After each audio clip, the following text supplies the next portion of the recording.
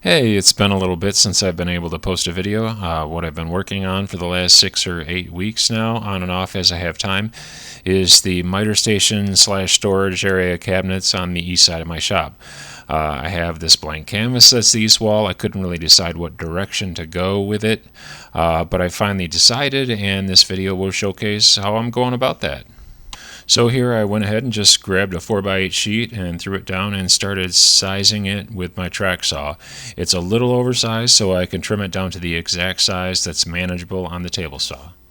So as I'm breaking this down, I'll kind of explain how I'm doing this to a certain degree.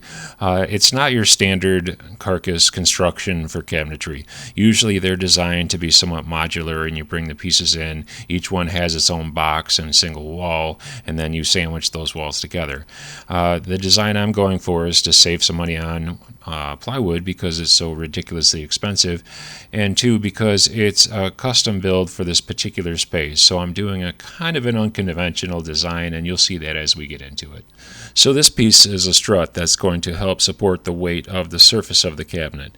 It's narrower in the front, longer in the back, so I have more surface area where it's going to be mounted on the wall, hence the reason I'm cutting the angle. So now two of the dividers for the cabinetry fall right exactly on top of where the heating manifold for the in-floor heat is for the building.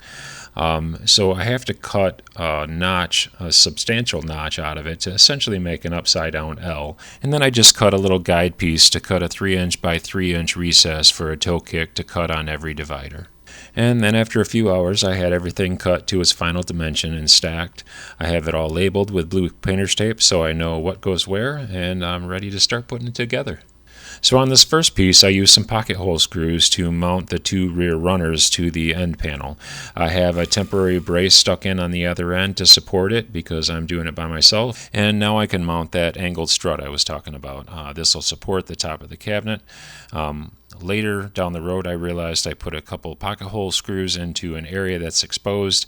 I was able to plug them, and now you can barely tell they're there. And then after mounting the face piece of the front of the cabinet, I brought in this big beam. And I didn't showcase making this. All it is a bunch of strips of OSB that I glued and stapled together. Essentially, I made an LVL because I've got almost a 7-foot span right there, and I didn't want that part of the cabinet to sag. After that, I started screwing in the toe kick and then started adding all these struts on the bottom. This kind of probably doesn't make a lot of sense in here. There's a little method to the madness, and I'm going to save what I'm doing here for a little bit later in the video. And thankfully, since I constructed the building myself, and it's not a garage with a tapered floor and a drain, I know the floor is very flat, the walls are square and level.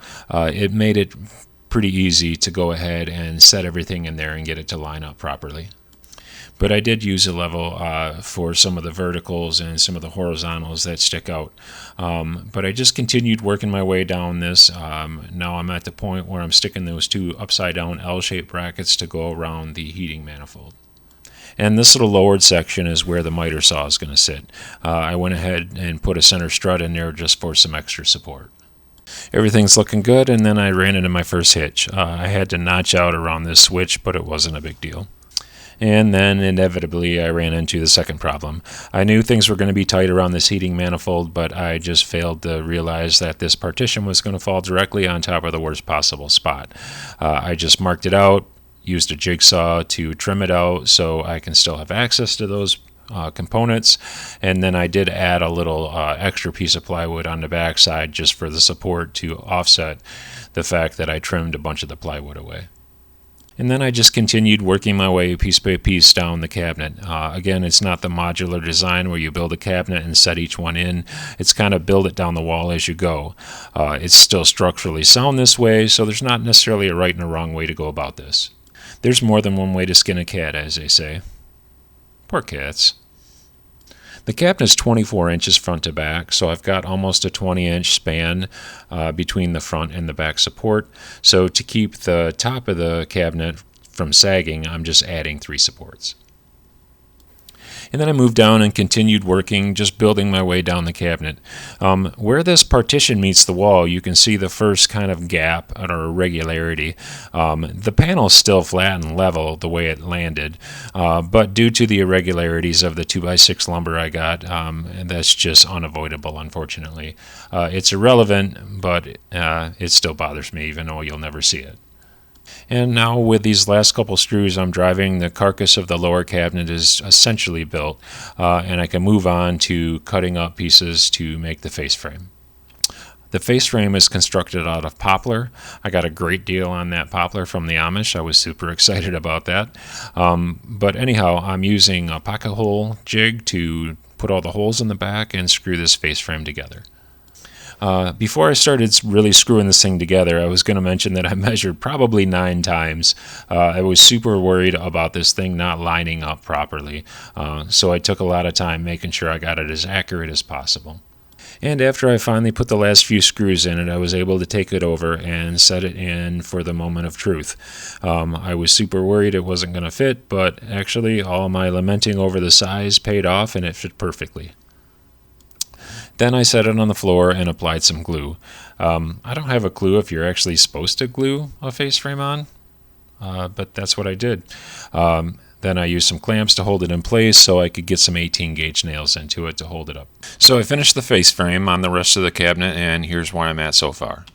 And then I decided that I wanted to contrast the top of the cabinet off the rest of the cabinet, and I stained it a very dark brown.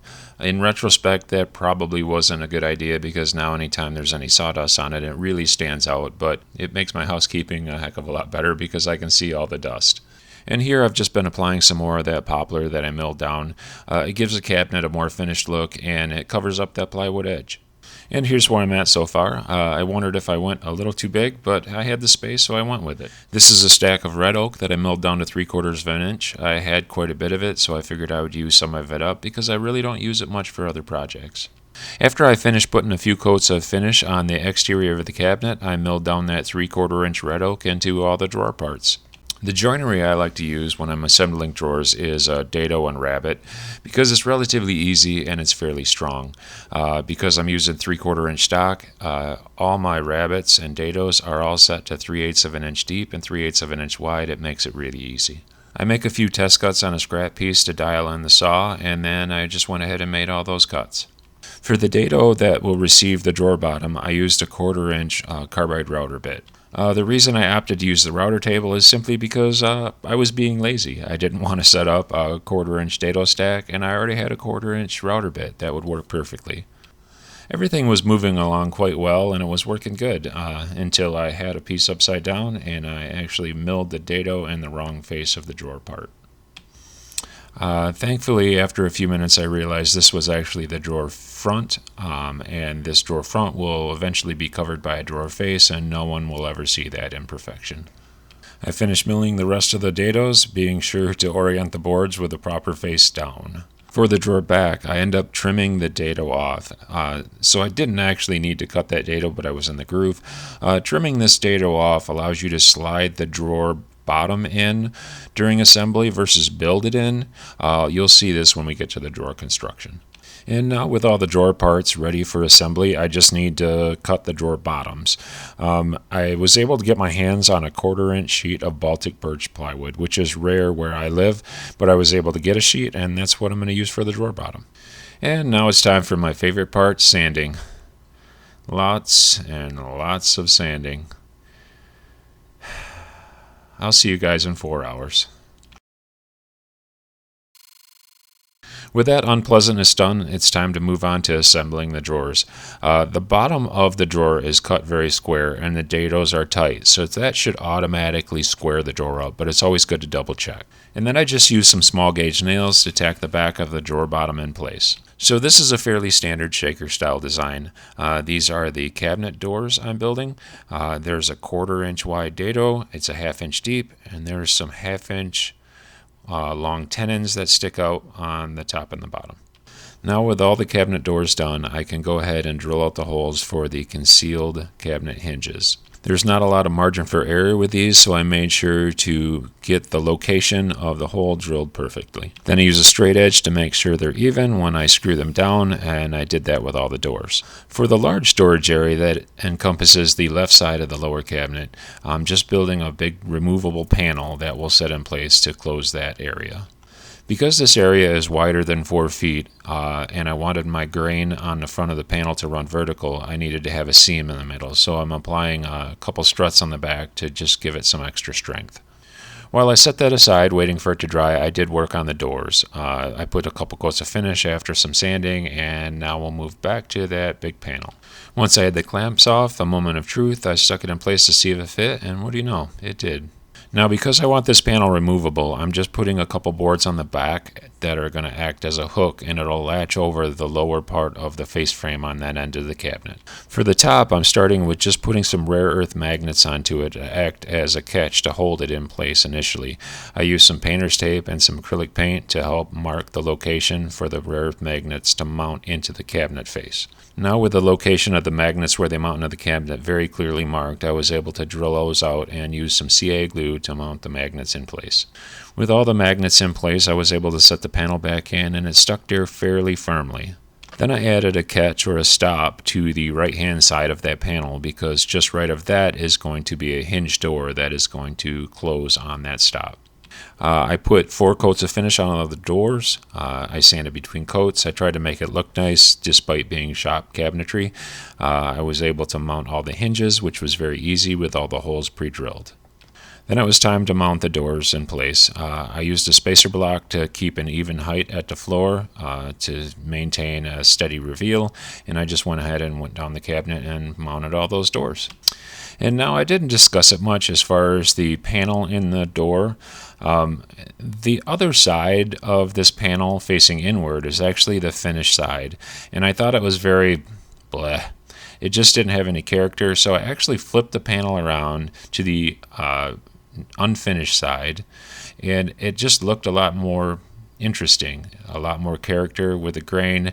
So I flipped it and reversed it, and I like it. It's my shop. Maybe it's not for everyone, but I really like how it turned out.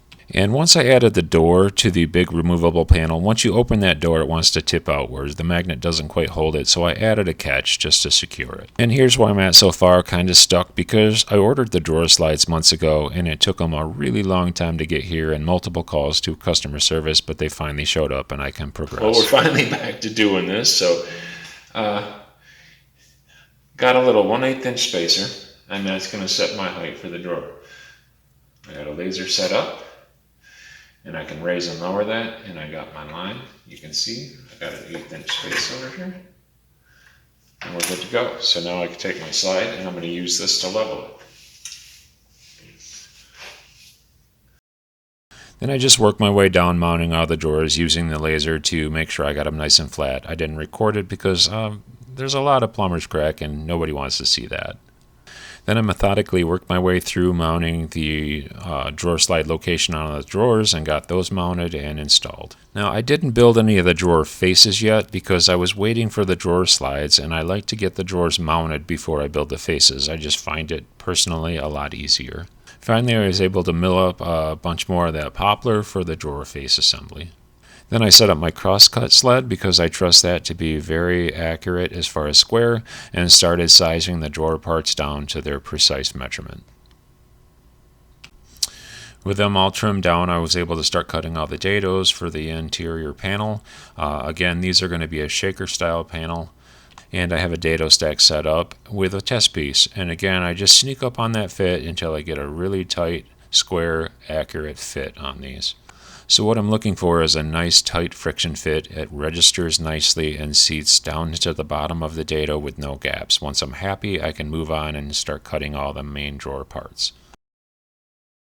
Once I had those all cut, I was able to do a whole bunch more sanding and then go ahead and dry assemble all the drawers. And on these center panels, I did exactly the same thing. One, I wanted the grain to run vertical, and two, I flipped it so the unfinished side was out because the grain was a lot more interesting and I was trying to stay consistent across the entire length of the cabinet. I didn't record it because it's just not that interesting, but I sanded them, put 3 coats of finish, sanded between coats, and now they're ready to get the hardware installation on them. I used a spacer and drilled the holes for the handle, and then I took that panel over to the drawer. I used the same spacer at the floor to make sure I got my reveal correct, and then I ran a couple screws through those holes into the drawer front. This helps get the panel in place while I drill the holes in the back and mount them from behind with screws, and then I can pull the front screws out, finish drilling those holes out, and then mount the handle through them. I used a 1/2-inch spacer in between each drawer to set the space to the next drawer, and then just continued to work my way up using the same process mounting the drawers. Alright, the lower half is finally complete. For you it was like 15 minutes. For me it was like a month and a half. Waiting on materials kind of stunk, but I got it done in the end, and this is the first of 2 videos. The second video will showcase the build of the upper cabinet. That's already in the works, so it shouldn't be too long, and I will have that video out. One of the details I didn't show was that I added this T-track. It's 48 inches long, and I built a custom stop with an adjustable glass on it so I can tune it in. I don't have a dust extractor. It's on my wish list, but the shop vac works for now, and it's under the cabinet, so it's quiet. The large removable panel on the left shows an area where I can stow lumber. The heating manifold during winter months runs for 8 months, and it heats up that whole inside of that cabinet very much. So I have a built-in kiln. It dries the wood very slow, but it does work. Hey, if you're one of the 12 people that actually watched this video, I would love it if you left a comment. Tell me it's garbage, tell me you love it, good job. Hey, any comment, I'll take it. Anyhow, this is the first of 2 videos again. I know there's a lot of miter station videos out there, but I built mine and I figured I might as well showcase it. So, hey, thanks again for watching, and I'll see you next time.